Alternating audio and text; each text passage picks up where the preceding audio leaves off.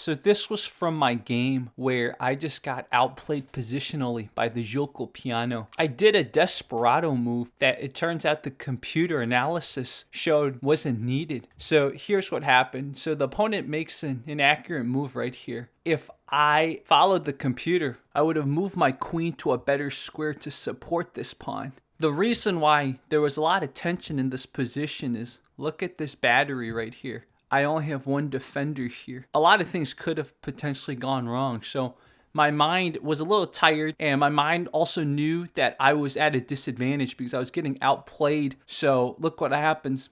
I take, which was the wrong thing to do. Look at the computer. The computer knew that was the wrong decision. When I took it, I realized it was probably the wrong decision too, because now it's a hanging pawn, right? It's got a bunch of attackers.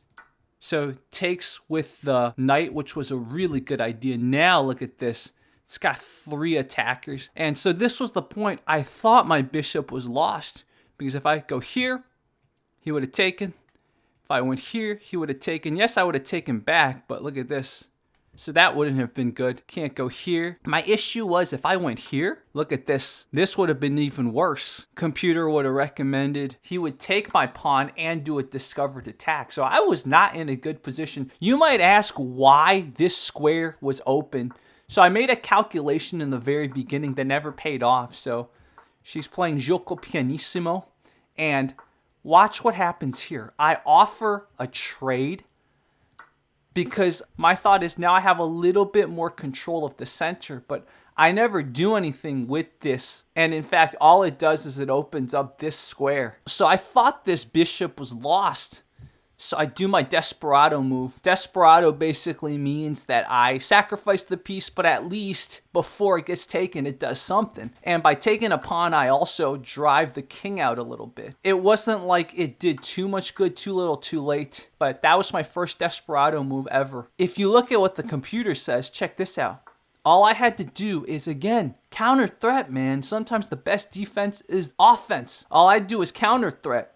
So he would have taken back, and then I would have taken. So I would have saved my bishop. Now you ask, why should I not be worried about this? If he takes my pawn and we do an exchange right here, that doesn't necessarily benefit him because, again, when you're attacking and you lose your queen, it gets much harder to mid-game mate. That's just my understanding. So you guys let me know what you think about that. So my worries about this were slightly unfounded. What could have he done after this? So yeah, he would have still done the discovered attack. So I wasn't in the clear, right? And the computer said I would have just moved the rook here. So my rook would have been in a better spot anyways, right? Now I'm closer to attacking him. Again, it was just the defensiveness, the inability to see that the best defense is sometimes offense. It cost me this game. It wasn't just the fact that I didn't know my lines. Always, when you look at the computer's analysis, if you just stick to chess principles, chess isn't just about memorizing, right? You really have to think about stuff. What attacks do I have? What attacks do they have? Calculate, checks, captures, and threats. The beauty of chess is even in those moments when you are being pressured, you have to remember the basics. And in this game, I just didn't. But I checked off an item on my bucket list that I did a Desperado attack. It wasn't the best Desperado attack, but at least I did one. So I was slightly happy about that. So that was my Desperado attack. Okay, guys, a lot more lessons to come from my first chess tournament. Let me know if you remember your first Desperado attack.